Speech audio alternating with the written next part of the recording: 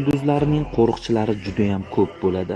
Holand juda ham baquvvat futbolchi bo'lsa ham, uning qo'riqchilari juda ham ko'p. Lionel Messini esa juda ham tajribali, maxsus guruhda ishlagan qo'riqchi qo'riqlaydi. Mbappe ham juda ham ko'p qo'riqchilar tayinlagan o'ziga. Cristiano Ronaldoning qo'riqchilari esa stadionga kiraverishdan boshlab Ronaldo yuradigan har bir yo'lida qo'riqchilar bor. Grilishning ham qo'riqchisi u qayerga borsa shu yerga boradi. Hattoki matbuot anjumanlarida ham birga bo'ladi. Beckham bunday shaxsning qo'riqchisi bo'lmasligining iloji yo'q. Gareth Bale u ham juda ham qattiq qo'riqlanadi. Qo'riqchilarsiz yuradigan eng mashhur yulduz bu Zlatan Ibragimovich. Uning qo'riqchilari yo'q. U qayerga borsa bir o'zi yuradi. Ibragimovich Shvetsiyaning eng mashhuri, lekin har doim gapining ustidan chiqqan. Menga qo'riqchi kerak emas, mening o'zim qo'riqchiman degan. U dunyoning eng ko'p maosh oladigan futbolchilar reytingida 15 yil davomida top 10 talikda yurgan. Bu dunyoda seni juda ham ko'p qo'riqchilaring bo'lsa ham, taqdiringda nima yozilgan bo'lsa shu bo'ladi. O'shanda senga ular ham yordam bera olmaydi.